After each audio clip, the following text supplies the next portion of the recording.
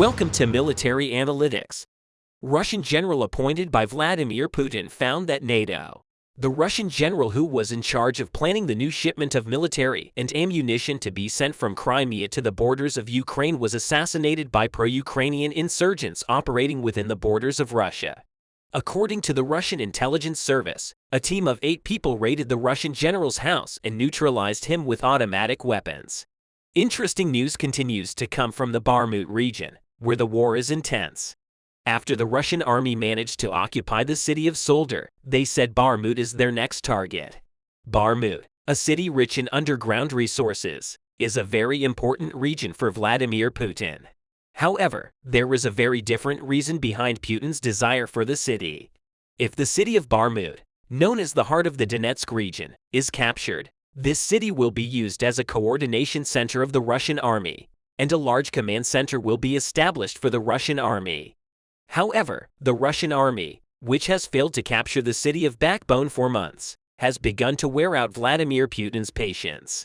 Putin, who now wants to capture Bakhmut, decided to send a high-ranking official serving in the Russian armed forces to the Crimean territory. However, the Kremlin stated that they decided to keep the general's identity secret for his safety. The Ukrainian government took action to find out who this general was and for what purpose he was sent. As a result of the intensive work of Ukrainian and U.S. intelligence, it was learned that Vladimir Putin would carry out one of the largest military shipments ever organized by Vladimir Putin, and that Putin wanted a senior military official to be in charge of the shipment. This general assigned by Vladimir Putin was Dmitry Lysitsky, whose name we often hear in Russia. However, the Russian general assigned by Putin was found dead in his home before he could realize the shipment. Here are the details of the news. The Russian army, which has not been able to capture the city of Bakhmut for months, continues to suffer much greater losses every day. Putin, who has lost more than 1,400 soldiers in the attack of the Russian army on the city of Bakhmut in the past months, has run out of patience. Vladimir Putin took action after Ukrainian officials announced that the Russian army was losing more than 500 soldiers every day on the Bakhmut front. The majority of the troops, which Valery Gerasimov, the chief of the general staff, said they were kept in readiness with the decision of partial mobilization, started to be sent to Crimea via the Kerch Bridge. According to estimates, the number of these soldiers is thought to be over 20,000. This military deployment was led by Dmitry Lysitsky, who was personally appointed by Vladimir Putin. The shipment was to be sent in 2 different ways. The first shipment was to send Russian soldiers, while the second shipment was to send Russian ammunition and equipment. Dmitry Lysitsky successfully sent both of these shipments to Crimea. Now, all he had to do was to go to Crimea, establish control there, and successfully deliver these shipments to Ukrainian territory. After the first shipment, the Russian general went to his home in Stavropol to spend the night of. Our Russian officials were unaware that Ukrainian intelligence was aware of the shipment. Ukrainian intelligence officers wanted to neutralize Russian General Dmitry Lysitsky, but he had not yet left Russian borders. Ukrainian intelligence officers then contacted pro-Ukrainian resistance organizations operating within Russia's borders and demanded that the Russian general be neutralized. Ukraine, which located the Russian general's house with the support of the United States, informed the Ukrainian resistance organizations about the location of the Russian general, Dmitry Lysitsky. Thereupon, the leader of the Ukrainian resistance organization made a large-scale plan to neutralize the Russian general. All the footage of the moment of the assassination organized by the Ukrainian resistance was recorded by street cameras. However, the Russian government quickly imposed a broadcast ban on this footage. The resistance leader organized a team of 8 specially trained soldiers. This team mobilized late at night and surrounded the house where the Russian general was staying. After the lights of the house were turned off, the resistance soldiers started moving towards the house, broke the door, and entered the house within seconds.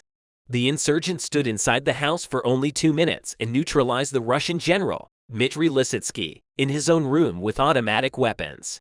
The insurgent soldiers were assassinated within 3 minutes and left the area in a black van, never to be heard from again. When the gunshots were heard, locals alerted the security forces, but it was too late. Russian Defense Minister Sergei Shoigu deployed Russian Special Forces troops to the region to find out who carried out the assassination. After days of fighting, the Russian government decided to close the case to cover up the assassination of the general. The Russian government, which did not reveal who organized the assassination, fell into a great silence. However, days later, a statement came from the pro-Ukrainian resistance organizations that organized the assassination. In their statement made on their social media accounts, they stated that one of the senior ranks of the Russian armed forces was neutralized by the pro-Ukrainian resistance organizations last week. This statement became the agenda of the whole Russia in a very short time.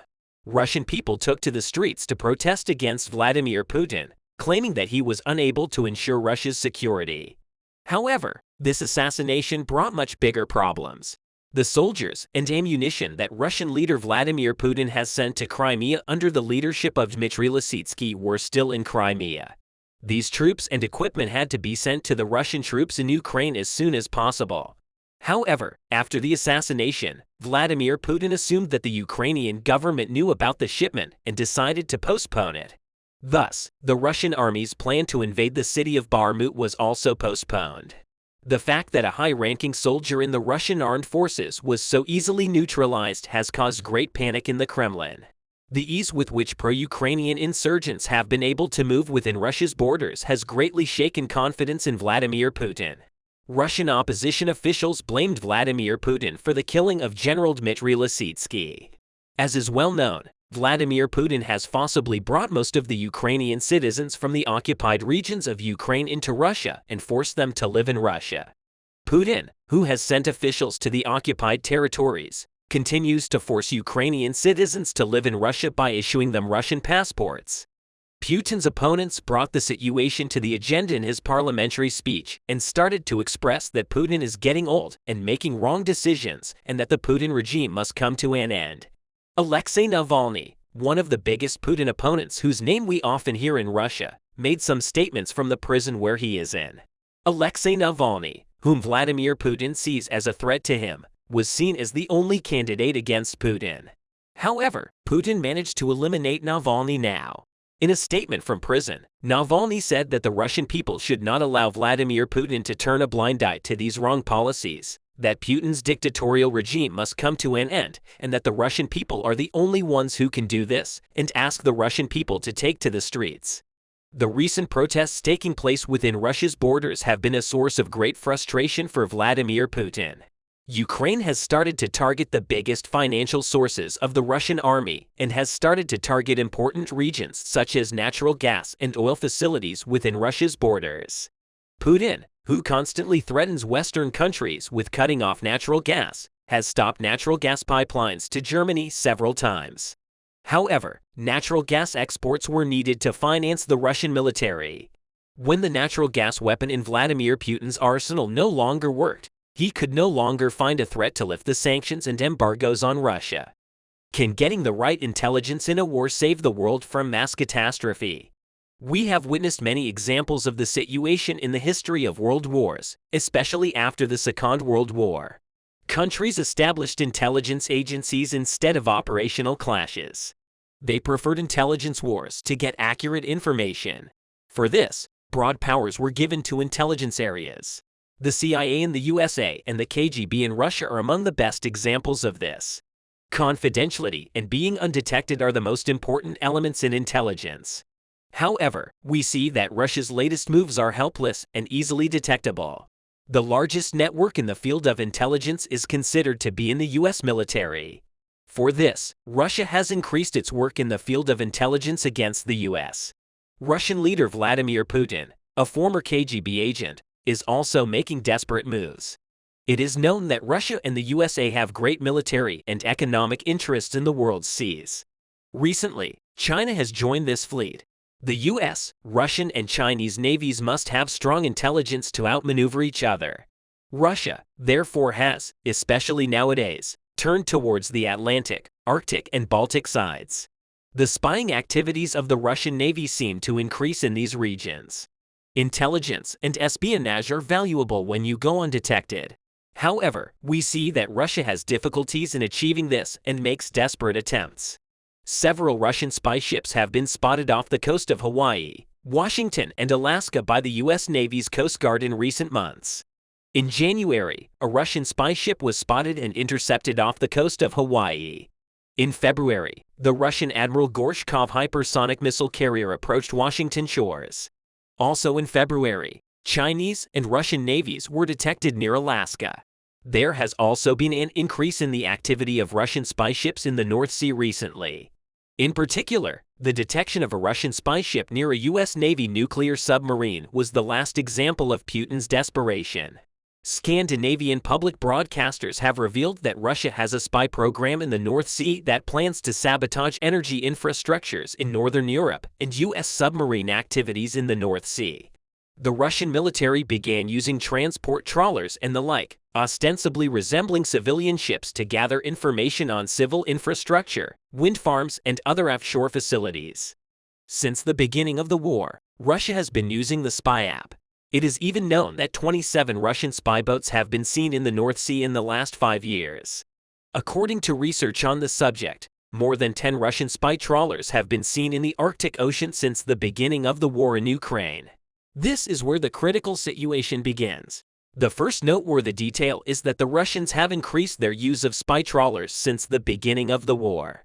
The second remarkable detail, which is much more important, the Russians use these spy trawlers to gather intelligence about the presence of U.S. submarines.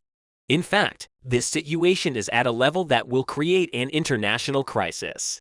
But the Russian efforts remain a completely helpless effort in the face of the power of the U.S. Navy and intelligence service. On the other hand, it turned out that the Russian spy trawlers which threatened the U.S. submarines and other Navy forces also disturbed the countries in Europe over time. A Russian ship, which was recently detected in Belgian territorial waters, was also seen in Dutch territorial waters. According to North Sea Minister Vincent van Quickenborne, this Russian ship sailed in Belgian and Dutch waters with the automatic identification system turned official. Van Quickenborne mapped the sensitive infrastructure of this Russian ship. As a result, Quickenborne reports that this undoubtedly has to do with the wider context of the war in Ukraine. After the Russian ship was identified as a result of Quickenborne's work, an investigation began on the subject. From the 1st of January, the new maritime safety law came into effect, providing video surveillance at sea, which should in particular facilitate the detection of ships. In fact, since the enactment of this law, the espionage activities of the Russians have come to the fore. But Russia denies any involvement in intelligence gathering activities in the North Sea. But studies reveal that the Russians have been doing these espionage activities for a long time. Not only Belgium, but also countries such as Norway, Sweden, and Finland are among those claiming that the Russians are using spying programs, especially when the relations between the USA, China, Russia, and Ukraine are in such a cold and critical situation. The fact that the Russians carry out espionage activities in the North Sea is an indication of Moscow's few options to get out of the Ukraine war. That's why the Russians are mostly focused on the Navy. The reflection of the tension in the Indo-Pacific to the North Sea these days indicates that the global effects of the Ukraine war are spreading to much wider areas. The main source of this is Russia's espionage actions. Of course, it is thought that other Navy elements of the Russians are behind the scenes of this situation. In other words, it is estimated that the Russian Navy forces are constantly on duty to protect these trawlers, spy boats, and to facilitate their activities. In fact, it's not surprising that both Russia and China conduct such activities in the North Sea. Yes, China, which supports Russia in this war, also carries out many activities in terms of Navy, since it claims a right in the North Sea. However, the espionage action that the Russians are currently carrying out in the North Sea cannot go beyond being at a level that draws all the attention in this direction. So what is the main reason why Russia and China are so worried about espionage and naval activities in the North Sea?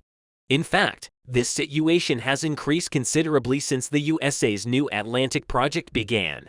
In other words, Russia was disturbed by this extensive program of the United States to provide security in the North Sea, and in response, began using trawlers and ships to spy. So was the USA's New Atlantic project effective enough to worry the Russians? We can figure out the answer to this question very clearly by seeing the increasing Russian naval forces in the North Sea. Admiral Robert Burke, who was assigned to the European Command of the U.S. Naval Forces Command, reported that after the New Atlantic strategy, The Russian Navy forces were advancing towards the Atlantic Sea. Russia's concern was that the United States would complete one of the Ukrainian military's greatest shortcomings, its navy, in the war in Ukraine. Therefore, the Russians have become accustomed to such activities in the North Sea constantly. So what is the purpose of Russia's increasing espionage and other naval activities in critical sea areas such as the Indo-Pacific, especially the North Sea? By taking a risk in front of the eyes of the whole world. In fact, this aim of the Russians is much more global. So the Russians may be trying to gain an advantage over China by gathering intelligence about U.S. Navy power in the North Sea. Because considering that the tension between the USA, Russia and China has escalated much more due to the war in Ukraine these days, especially in the naval areas, this option would make quite a lot of sense. As a result, we see how important intelligence and counterintelligence is. Russia's efforts are thwarted by the intelligence of the United States and its allies. As Russia's desperate efforts increase, so does the potential for error. The recent increase in Russian spy ships has triggered much tighter security measures by NATO and the USA. It was a situation that Putin did not want. However, with the increase of global security measures, Putin becomes even more desperate. Ukrainians got hit by an exceptionally dense missile barrage. Usually massive Russian missile strikes were spread out across the whole of Ukraine, which forced Ukrainians to spread out their air defense by rapidly changing their tactic and concentrating all of the rockets on Kiev. Russians expected to take advantage of the fact that Ukrainians may not have enough air defense systems in one place. Unfortunately for the Russians, Ukrainians decided to allocate plenty of Patriot systems exactly to the Kiev region. And as a result, Russians had the most unsuccessful missile strike because for the first time in this war, Ukrainians managed to shut down all Russian rockets. It was highly likely the merit of the intelligence which unveiled the Russian plans and ensured that Patriot systems showed up at the right place at the right time. And such insight was indispensable for the 100% success rate because Russians used 6 hypersonic missiles Kinzhal and 3 at unspecified ballistic missiles, which could only be intercepted with Patriot systems. As the spokesman for the Ukrainian Air Force stated multiple times, regular Ukrainian air defense, such as Buk, is incapable of intercepting hypersonic objects. Russian sources reported that they targeted areas of forces, concentrations, ammunition depots and warehouses with equipment, and that they achieved all of their goals and destroyed all predetermined objects. Later, local residents started publishing a lot of photos with different remnants of Russian rockets that they found on the streets of Kiev. Some of them even found whole missiles. Several hours later, a video was published with partially reassembled intercepted Russian rockets. Russian sources also claimed that they almost didn't use hypersonic missiles and that they destroyed one Patriot system. Some sources circulated a video showing an explosion in the area where Patriot systems have been launched in rockets. The Ukrainian side responded that Patriot systems are intact and that the explosion was caused by an intercepted missile that fell in the Sloviansk region and caused a fire in the bus station. Some Russian military analysts also discussed the photos of the remnants of Ukrainian rockets. The remnants were identified as PAK-3CRI, which means that Ukrainians are indeed capable of intercepting ballistic missiles and confirms that Ukrainians received the newest model of the Patriot air defense system. When it comes to the Bakhmut direction, Ukrainians seem to be opening another line of attack. If previously Ukrainians were moving south from Ivanovsky and northeast from Bohdanivka, then over the last several days there was a visible activation of Ukrainian forces near Mankivka. After Ukrainians successfully pushed Russians from the hill north of Bohdanivka, the Russian tactical position in the region started to deteriorate and made it much harder to protect the tree lines around Orhovo-Vasilyevka. In the aftermath of several assaults, Ukrainians managed to push Russians from one of the trench networks in a dense tree area. The head of the Wagner Group, Prigozhin, recently predicted that this is going to be the next major Ukrainian line of attack, because this way Ukrainians will also be moving along the tactical heights and pushing the Russians back downhill. The latest reports indicate that Ukrainians have already started intense artillery preparation. Recent footage shows how Ukrainian drone operator unveiled a Russian artillery position together with an ammunition depot and in coordination with an artillery crew, destroyed the enemy forces, equipment and ammunition. When it comes to the city itself, there are a few important updates in the citadel. After penetrating Ukrainian defense orders along Levanevsky Street, Russian forces increased their pressure on the so-called Nest fortification from at least 3 sides. As a result, Ukrainians retreated towards the outer buildings. The head of the Wagner group, Prigozhin, claimed that by completely clearing the flanks, Ukrainians had perfect conditions for a controlled fighting withdrawal. Some Russian sources report that almost all troops have already been evacuated from Bakhmut because as the territory was gradually shrinking, Ukrainian vehicles that are bringing in supplies would take excess forces back to ceasefire. The Ukrainian head of the eastern group of forces that arrived in the Bakhmut direction reported that he gave all the necessary information to the commanders, walked through all possible scenarios, and said that Ukrainians are ready for the next move.